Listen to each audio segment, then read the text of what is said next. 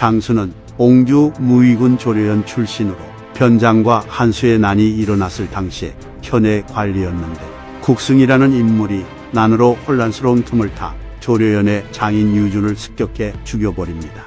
이에 장수는 국승이 방심할 때까지 기다렸다가 그를 죽여서 유준의 복수를 하니 사람들은 장수를 의로운 인물이라 여겼다 합니다. 그 후 장수는 사람들을 불러 모아서 호걸이 되었다고 하는데 아마 매우 작은 규모의 궁벌로 활동했던 것으로 보이고 그는 동탁의 장수였던 장제의 조카이기도 했기 때문에 그것이 계기가 되어 휘하 세력을 이끌고 동탁의 군대에 들어간 것으로 추정됩니다. 그리고 나중에 동탁이 왕윤 여포에게 암살당하자 장수는 이각, 곽사, 장제 등이 동탁의 복수를 위해 장안을 공격할 때 공을 세워 권충장군 선의후에 봉해줬다고 합니다. 이각, 곽사, 장제 등은 왕윤과 여포를 물리친 뒤 장안을 차지하여 권력을 잡았으나 자기들끼리 내분을 일으키며 갈라졌고 결국 장제는 관중을 떠나 형주 남양군으로 도망쳤는데 이때 장수도 장제를 따라갑니다. 형주로 도망쳐온 장제와 장수의 무리들은 식량이 없어 굶주렸기에 노략질을 하며 양성을 공격하였는데 이 전투에서 장제가 유시에 맞아 전사해 버립니다. 이로 인해 장제의 유지를 이어 무리를 이끌게 된 장수는 가장 먼저 자신에게 부족한 책사를 구하려 합니다. 그런데 마침 근처에 가후가 와 있다는 소식을 듣게 되었고 이에 가후에게 사람을 보내 가후를 맞이합니다.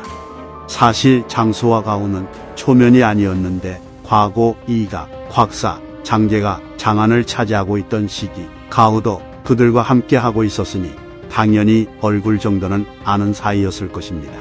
게다가 헌재기에 따르면 이각, 곽사가 깽판을 치는 것을 저지하고 있던 가후에게 장수가 이곳은 오래 머물 곳이 아닌데 그대는 왜 떠나지 않는가?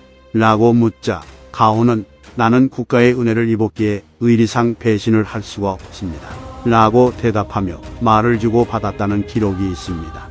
아마 장수는 이처럼 가후를 지켜보며 그의 지략이 뛰어나다는 것을 알고 있었기에 가후가 근처에 있다는 것을 알고는 곧바로 초빙했던 것으로 보입니다.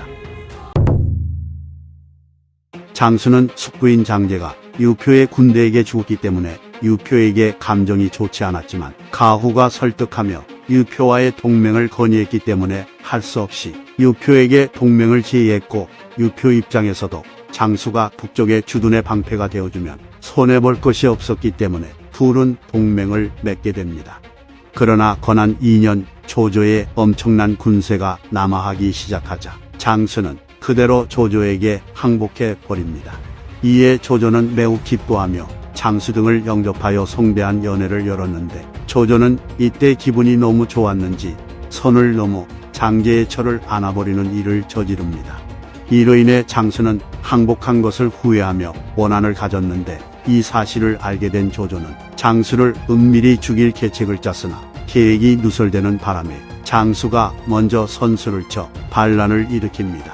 그리고 부자에 따르면 장수의 측근 중 영맹함이 뛰어난 호고아라는 인물이 있었는데 조조는 평소에 용장을 아꼈기에 그에게 금을 하사하였으나 장수는 이 이야기를 듣고는 조조가 자신의 측근을 매수해 자신을 암살하려 한다고 의심하여 반란을 일으켰다고도 합니다. 어쨌든 장수의 기습은 매우 은밀하고 신속하게 이루어졌기 때문에 조조는 제대로 된 반격도 하지 못하고 무너졌고 이 전투에서 조조의 장남인 조왕, 조카인 조안민, 고위례장 전이 등이 전사해 버립니다. 위소에 따르면 조조도 날아온 화살에 맞아 뺨과 다리에 상처를 입었고 오른쪽 팔에도 화살을 맞았다고 합니다. 이렇게 조조가 도망쳐 버리자 장수는 기병을 이끌고 추격하여 조조의 영토를 노략질했는데 조조가 전열을 가다듬고 반격해왔기에 물러났다고 합니다. 한 번은 조조가 장수를 공격하러 왔다가 아침에 군을 이끌고 퇴각하자 장수는 이를 추격하려 했는데 가후가 추격하지 마십시오.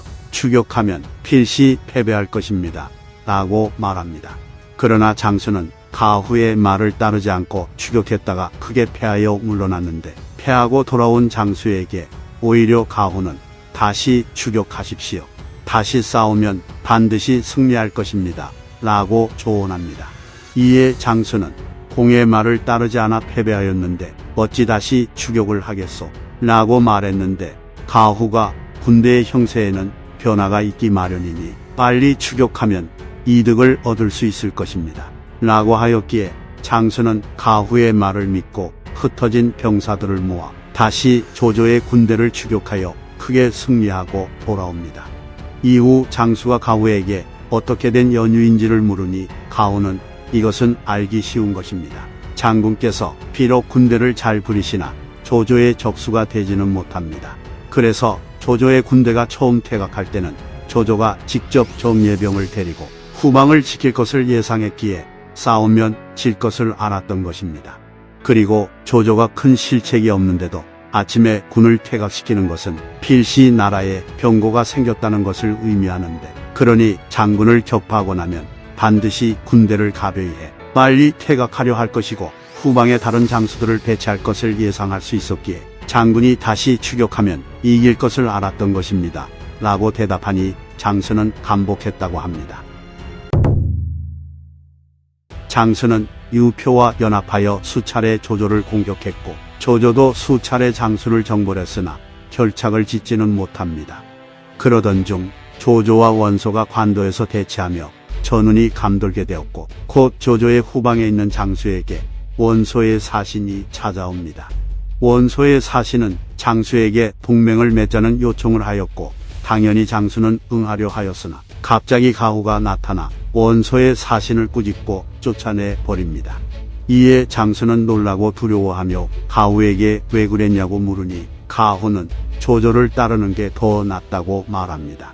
가후의 예상외의 답변에 장수가 놀라며 원소가 강성하고 그에 비해 조조는 약한데다 우리와 원수지간인데 어찌 조조를 따라야 하오?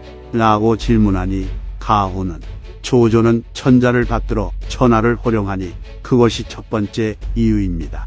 또한 원소는 강성하기 때문에 우리가 그를 따른다 해도 중히 여기지 않을 것이나 조조 입장에서는 우리의 병력도 매우 소중할 것이니 우리가 합류한다면 매우 고마워할 것이므로 그것이 두 번째 이유입니다. 그리고 무릇 패왕의 자질을 가진 자는 사사로운 원한을 풀어버리고 사해의 덕을 밝힐 것이니 이것이 세 번째 이유입니다. 원컨대 장군께서는 괴념치 마십시오 라고 대답합니다. 장수는 가후를 신뢰하고 있었기에 가후의 말을 따라 조조에게 기부했고 조조는 매우 기뻐하며 장수의 손을 맞잡고 환영잔치를 열었으며 자신의 아들 조균과 장수의 딸을 혼인시켜 사돈을 맺었다고 합니다. 장수는 조조의 군대를 여러 차례 막아내는 군제를 보여줬기 때문인지 관도 전투에도 참전해 공을 세웠다고 하며 남피에서 원담을 공격하는 전투에도 참여했다고 합니다. 그로 인해 장수의 시급은 2,000호가 더 늘어났다고 하는데 당시엔 호구가 주로 아직 시급이 1,000호가 되지 못하는 사람들이 대다수였기에 장수는 조조에게 특별 대우를 받은 것이었습니다. 그리고 이후 장수는 오한을 정벌하러 가는 길에 세상을 떠납니다. 정사에서는 장수가 편안히 노한으로 죽은 것처럼 나오지만 위략에 따르면 조비는 매번 장수를 모임에 초청하고는 화를 내며 그대는 내 형을 죽여놓고 무슨 면목으로 남을 쳐다보는가 라고 꾸짖었기에 장수는 불안해하며 자살했다고 합니다. 장수가 죽은 뒤 아들 장천이 후사를 이었는데 훗날 위풍이라는 인물이 난을 일으켰을 때 연루되어 죽임을 당했다고 합니다. 이상 삼국지 인물일전 장수편 마치겠습니다. 재미있게 보셨다면 좋아요와 구독, 알림 설정 부탁드립니다. 감사합니다.